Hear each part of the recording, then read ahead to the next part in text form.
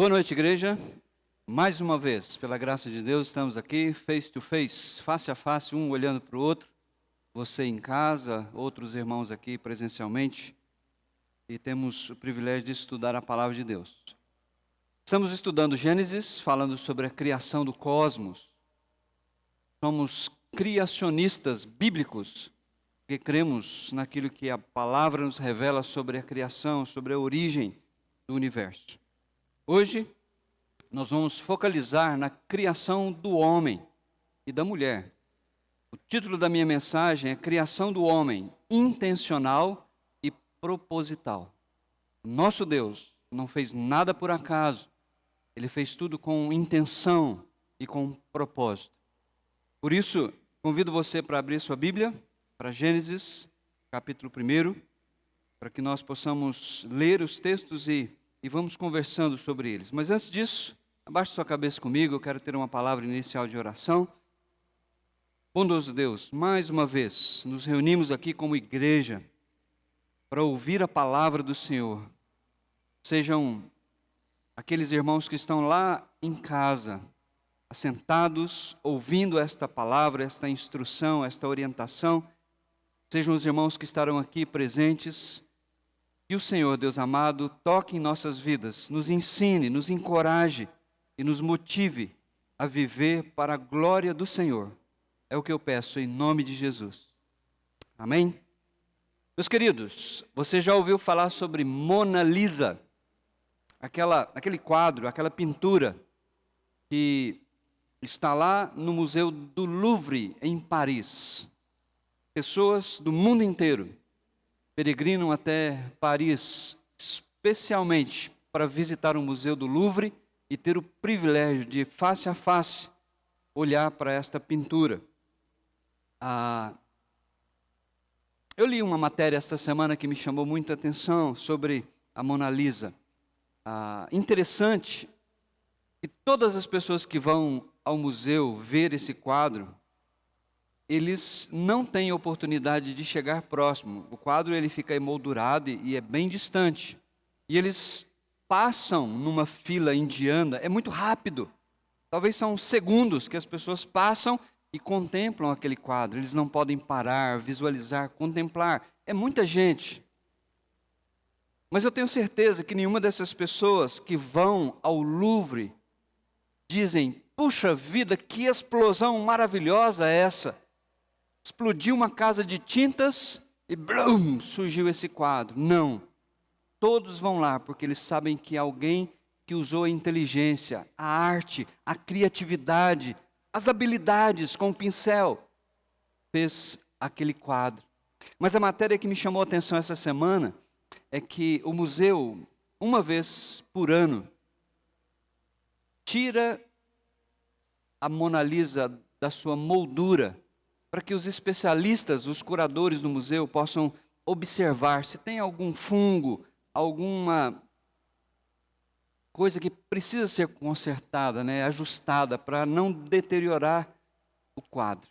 Então, o museu teve uma brilhante ideia para arrecadar fundos. Fez um leilão, e quem pagasse mais poderia ver esse quadro, a Mona Lisa, não de longe, não emoldurada, mas ver a pintura, face a face. Fiquem sentados, porque o homem que arrematou esse leilão, para passar alguns segundos olhando para esta obra-prima de Leonardo da Vinci, pagou mais de R$500 mil, R$550 mil, para ter algum tempinho olhando para esta obra-prima. Mas tem uma outra obra-prima maravilhosa também, que está em outro museu. Esta obra-prima é chamada de A Criação de Adão. Está lá na Capela Sistina, em Roma. É chamada de um afresco, porque é pintado na parede, na abóbada, no teto da capela, e mede 2,8 metros por 5,7 metros. É uma grandiosa pintura. E da mesma maneira, as pessoas que vão ali no museu pagam para ver, para contemplar a abóbada da capela e ver esta criação de Adão. E você sabe qual é? Aquela imagem que tem Deus colocando o seu dedo e criando Adão. É uma obra-prima maravilhosa, muito linda. Mas, igualmente, as pessoas não acreditam que foi uma explosão que surgiu aquela pintura. Eles sabem que alguém inteligente, capaz, um artista, devotou tempo, inteligência e capacidade para fazer aquela obra. Mas existe uma outra obra-prima maravilhosa. Esta é insuperável, esta é inimitável. É a criação do cosmos. Mas, infelizmente, esta criação, esta obra-prima, as pessoas querem nos fazer engolir, acreditar que foi uma explosão que deu origem a tudo isso que vemos, por acaso. Mas o Salmo 19 diz que a criação, a natureza, é o museu que nós podemos contemplar o artista. Quando nós olhamos para a criação, para um pôr do sol, para a lua, para as estrelas, quando nós levamos a igreja para a praia e olhamos aquele marzão e as montanhas e todas as belezas da natureza, nós não acreditamos no acaso, nem numa explosão. Nós sabemos que há alguém inteligente, capaz, criativo, sábio, bondoso, amoroso, todo-poderoso que fez isso. Salmo 19 diz isso. Os céus proclamam a glória desse Deus. O firmamento anuncia as obras das mãos dele. E por isso nós o adoramos.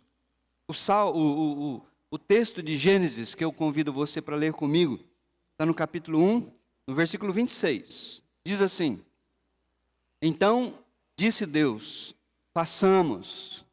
Olha que interessante. Disse singular. Façamos plural. Nós cremos que a Trindade está ali reunida, o Pai, o Filho e o Espírito, intencionalmente, propositalmente, para criar o ser humano, a humanidade. Eu assisti um rabino dando uma explicação desse versículo, e ele disse que, por que está no plural? Então ele disse que Deus tomou conselho com os anjos. Então chamou os anjos para perto dele. Ô Miguel, vem aqui. Ô Gabriel, chega para cá. Vamos fazer o homem à nossa imagem e semelhança. Isso não é verdade. Em nenhum momento da Escritura diz que nós fomos feitos à imagem e semelhança dos anjos. Nós fomos feitos à imagem e semelhança de Deus. E Deus aqui, intencionalmente, propositalmente, está falando isso. Esses versículos, do versículo 26 em diante, está nos mostrando, está nos ensinando quem fez a humanidade. Então diz assim o texto bíblico, irmãos: façamos o homem à nossa imagem, conforme a nossa semelhança. Domine ele sobre os peixes do mar, sobre as aves do céu, sobre os grandes animais de toda a terra e sobre todos os pequenos animais que se movem rente ao chão. Deus está criando um ser como ele, não em divindade, mas dando a esse homem, que nós vamos ver daqui a pouco, algumas habilidades do caráter, da sua natureza, da sua essência, para ser como um corregente, para dominar sobre a criação que ele acabara de fazer. E no versículo 27 diz: criou Deus o homem à sua imagem. A palavra homem aqui é Adam, não é o homem masculino, é a humanidade. E ele complementa dizendo: a imagem de Deus o criou, homem e mulher os criou. Então, a humanidade formada por Deus, criada por Deus, ela é feita de homens e mulheres. Homens e mulheres refletem a glória de Deus. Não existe meio caminho aí, não existe meio termo, não existe opção. Se nós queremos crer na palavra, e nós cremos, só existe essa opção que Deus nos dá. Mas Deus abençoa esse homem e essa mulher e lhes diz: sejam férteis, multipliquem-se. Deus quer povoar a terra com a humanidade. Encham e subjugam a terra. Dominem sobre os peixes do mar, sobre as aves do céu e sobre todos os animais que se movem pela terra. E Deus deu plantas e frutos e tudo era para alimento do ser humano. Isso é maravilhoso. Agora, Deus comunicou para nós a sua imagem e semelhança. Então, olhando para a antropologia bíblica, olhando para aquilo que nós somos e do que somos formados, eu quero em primeiro lugar frisar para você que nós somos feitos à imagem e semelhança de Deus. Dê um grito de louvor por isso. Você não é um macaco evoluído. Você foi feito pelo Criador. Ele usou a sua inteligência, a sua criatividade, o seu poder para fazer o ser humano.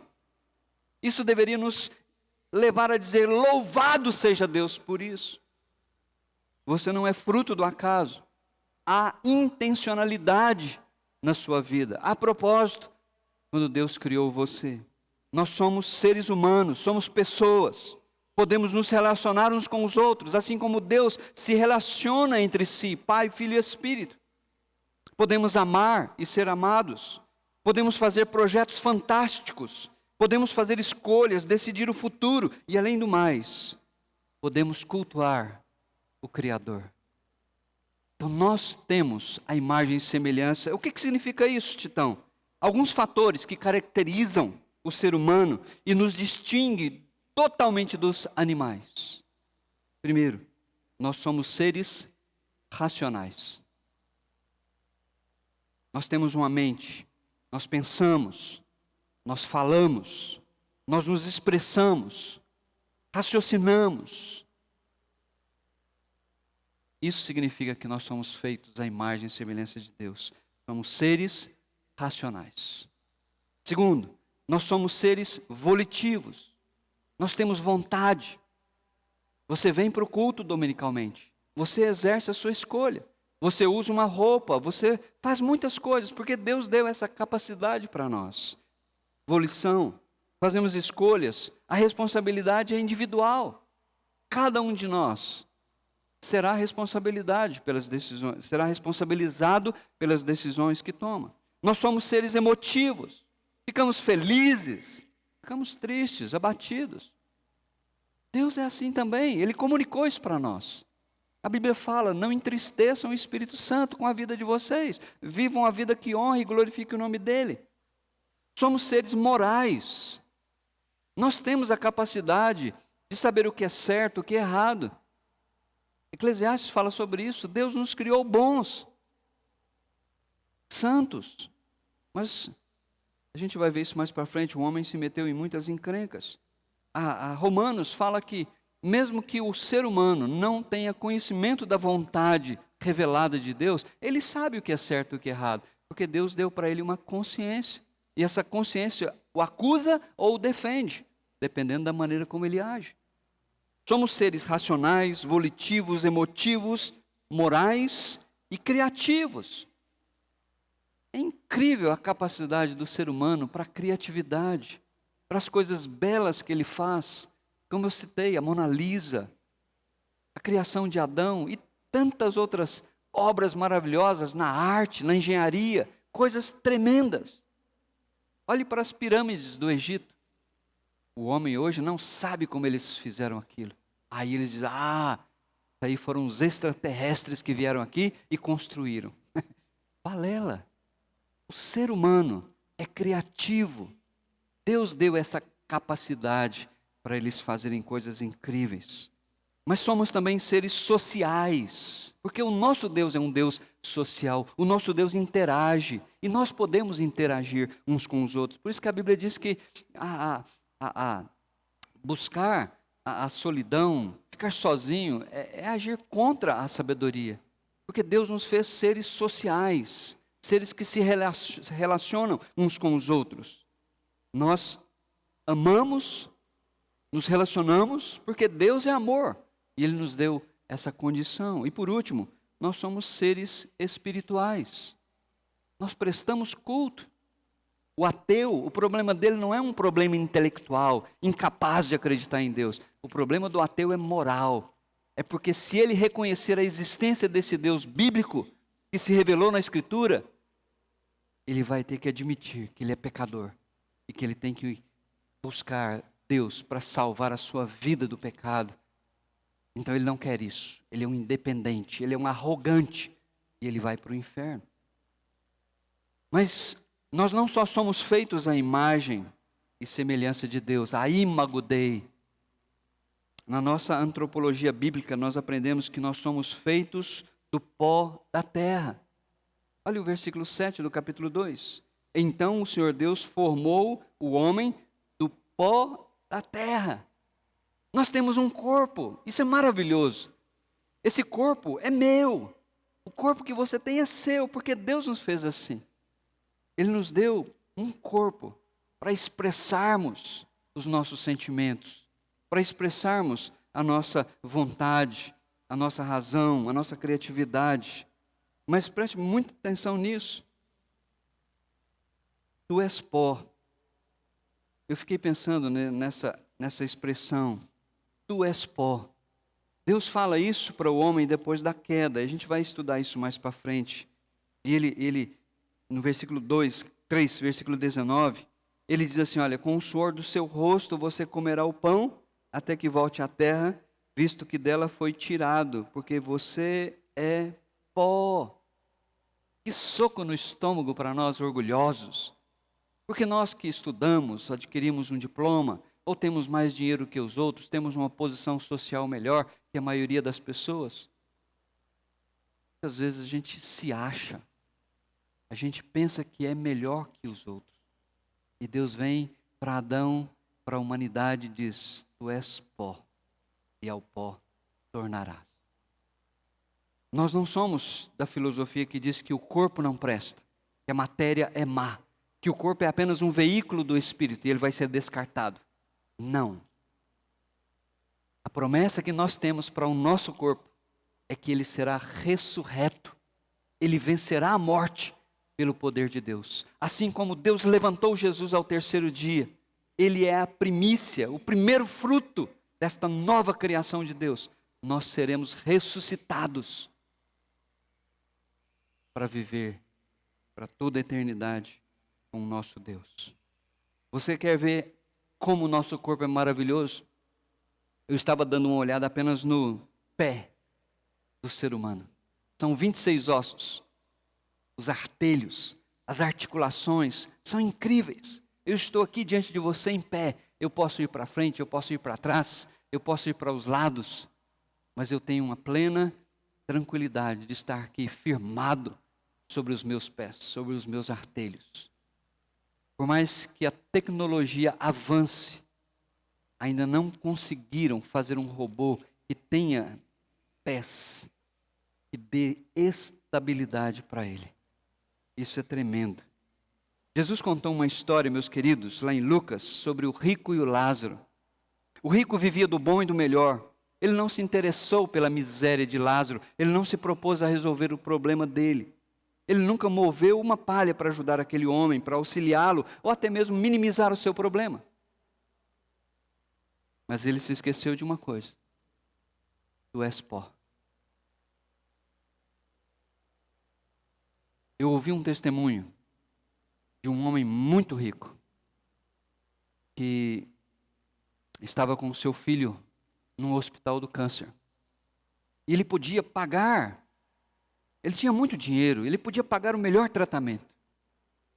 Mas ele teve que admitir que o seu filho, naquele hospital, era igual a qualquer outro. Ele tinha que esperar a vez dele, na fila. Tu és pó, e ao pó tornarás. Aquele homem rico um dia morreu.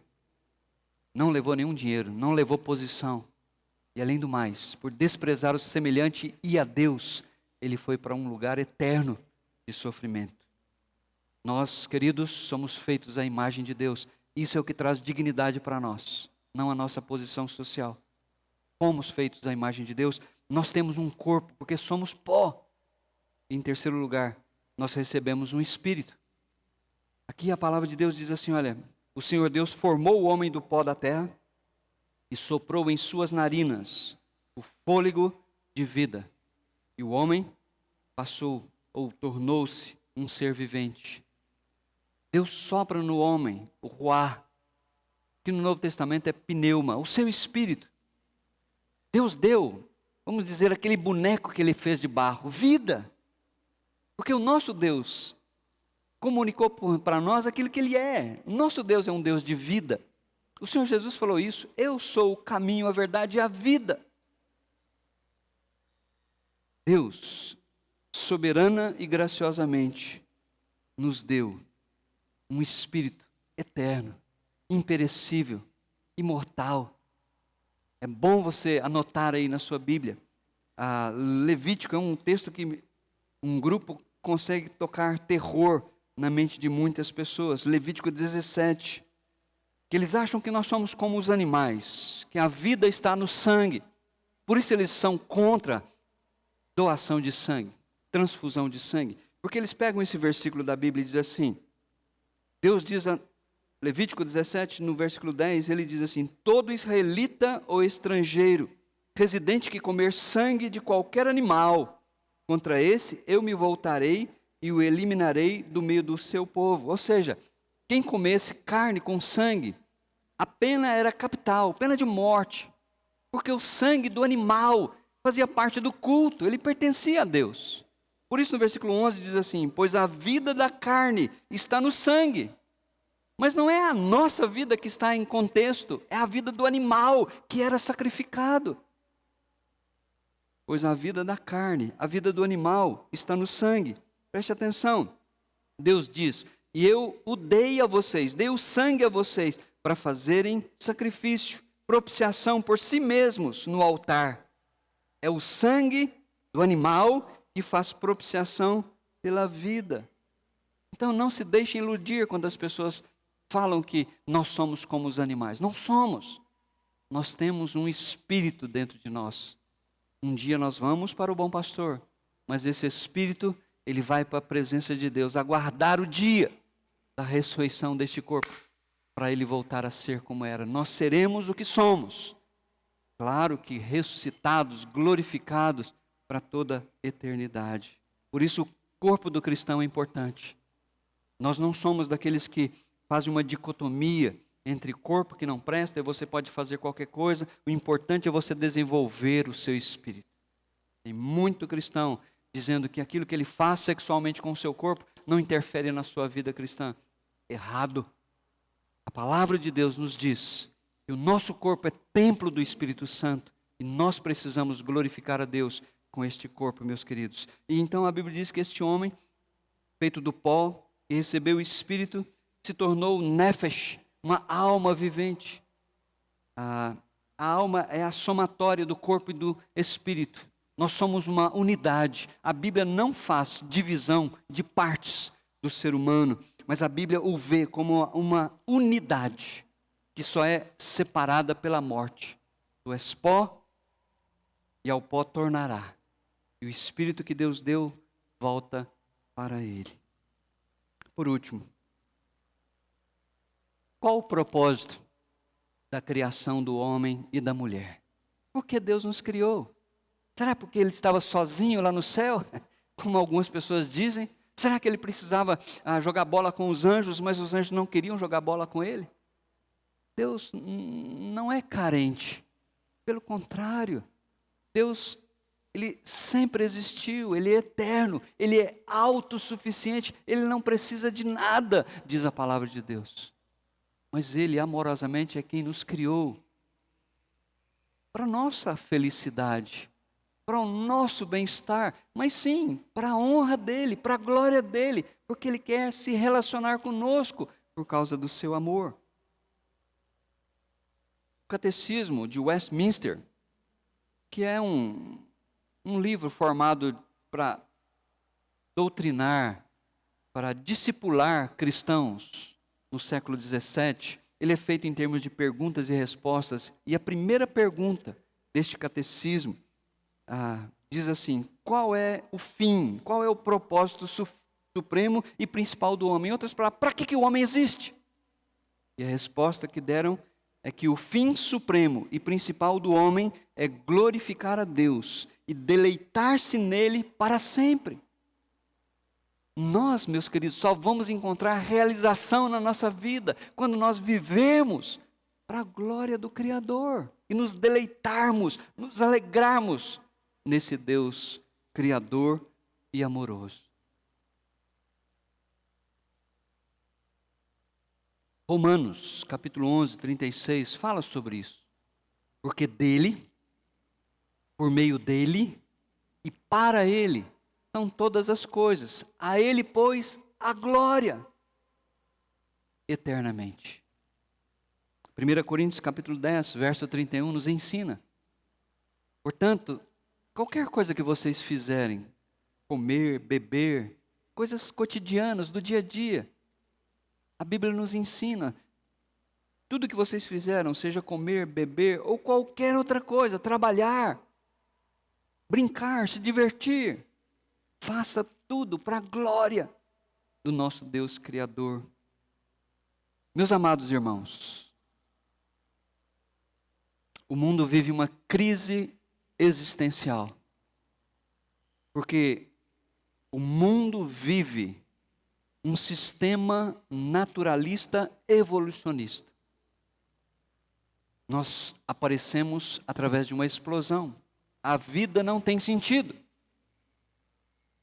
Vence quem é o mais esperto, o mais apto. Mas sabe de uma coisa?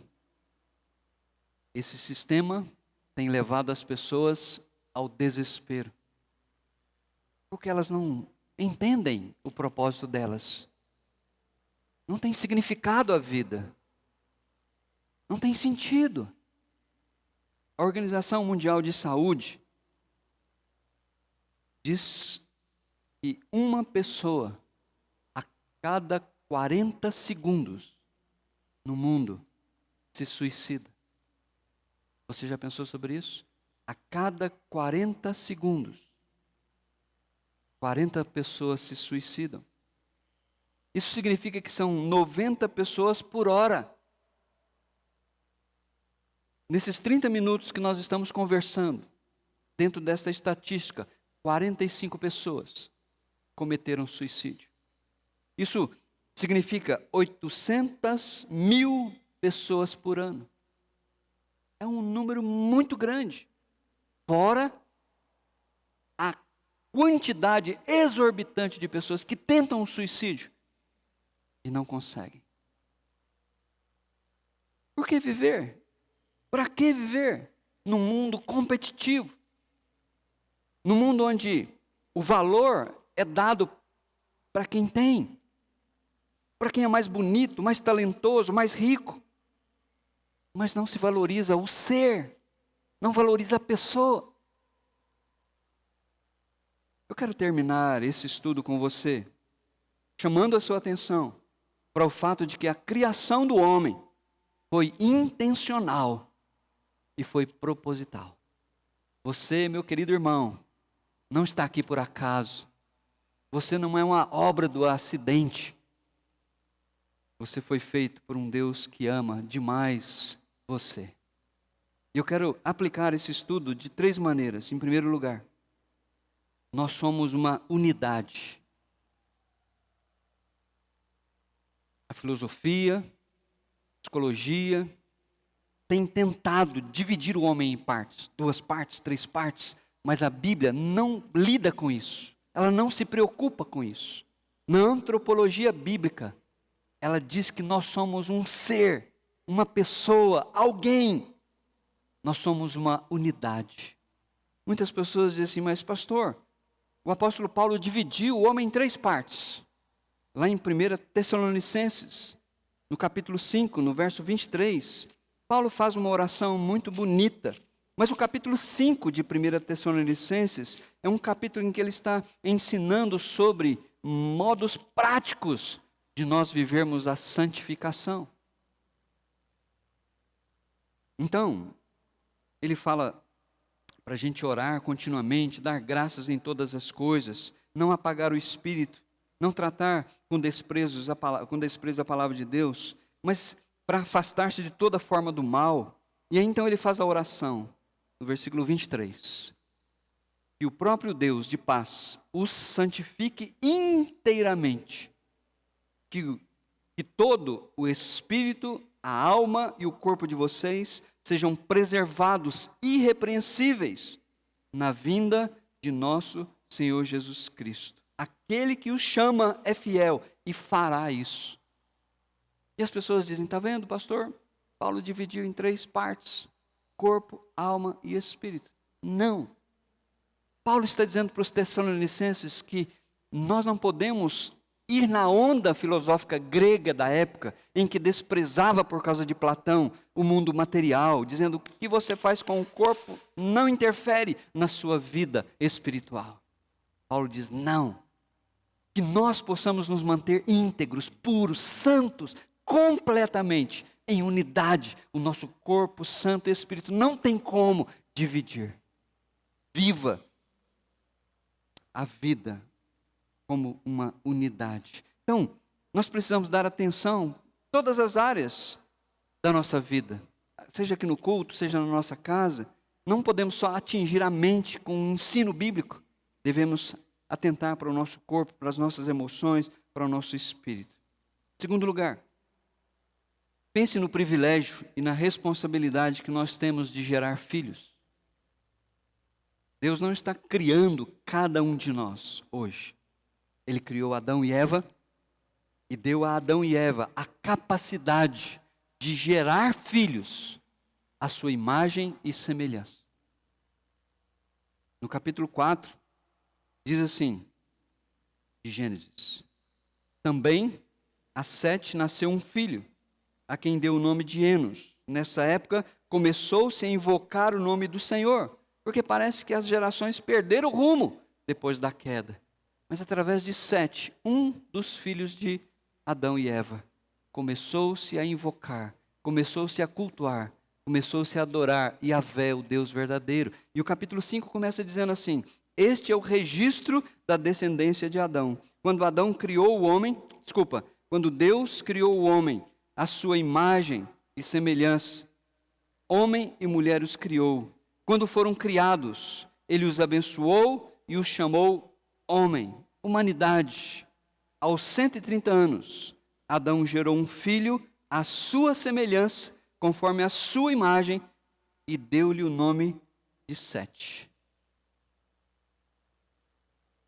Precisamos pedir a Deus que nos conceda a graça de vermos a nossa descendência, a nossa prole, filhos e filhas, netos e bisnetos. E quantos Deus nos dera a graça de ver, para que sejam homens e mulheres que invoquem o nome do Senhor. Meus queridos, nós às vezes nos preocupamos com os nossos filhos só com o intelectual, ou às vezes só com o material, enchemos a barriga dele, damos brinquedo, damos roupa. Mas nós não contamos as histórias bíblicas para eles, nós não oramos com eles para eles dormirem, nós não os abençoamos. Que grande responsabilidade que nós temos. Nós criamos os nossos filhos à nossa imagem e semelhança, porque lá atrás Deus criou o homem intencional e propositalmente à sua imagem e semelhança. E por último, quero ler um último texto da Bíblia com você, Salmo 139. Você vai ler aqui comigo e depois eu quero que você leia em casa, que você faça desse texto a sua oração, a sua gratidão, a sua devoção a Deus. O Salmo 139, a partir do versículo 13, o salmista exalta o Criador por causa dele, como uma obra-prima. E o texto bíblico diz assim: tu criaste o íntimo do meu ser, e tu me teceste no ventre de minha mãe. Eu te louvo, porque me fizeste de modo especial e admirável. Tuas obras são maravilhosas. Digo isso com convicção. Meus ossos não estavam escondidos de ti, quando em secreto fui formado e entretecido como nas profundezas da terra. Quando ele estava lá no útero, Deus estava moldando, formando, dando as qualidades para o salmista, assim como ele fez comigo, assim como ele fez com você. E ele continua dizendo: os teus olhos viram o meu embrião. Todos os dias determinados para mim foram escritos no teu livro antes de qualquer deles existir. E ele então dá um brado de louvor. Ele diz: como são preciosos para mim os teus pensamentos, ó Deus. Como é grande a soma deles.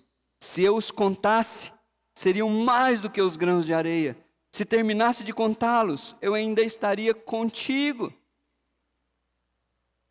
Você não é obra do acaso. Você foi feito por Deus. A cor do seu cabelo, o tamanho do seu nariz, a sua estatura. Deus planejou você, porque Ele ama você. E Ele quer tete a tete, face to face, face a face, olhar para você e se relacionar com você.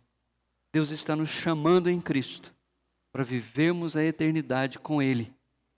Ele está nos chamando em Cristo para nos perdoar os pecados e para nos dar uma nova vida. Para que eu e você possamos nos relacionar com Ele. Para que nós possamos nos relacionar uns com os outros. Para que nós possamos nos relacionar bem conosco mesmos. Nos aceitando, agradecendo a Deus por quem somos e pelo que somos. Meu querido irmão, que Deus abençoe. Que Deus o fortaleça, o anime e o encoraje nesta noite. Por você ter sabido e aprendido comigo que você não é obra do acaso, mas a sua criação foi intencional e proposital. Que Deus te abençoe, em nome de Jesus.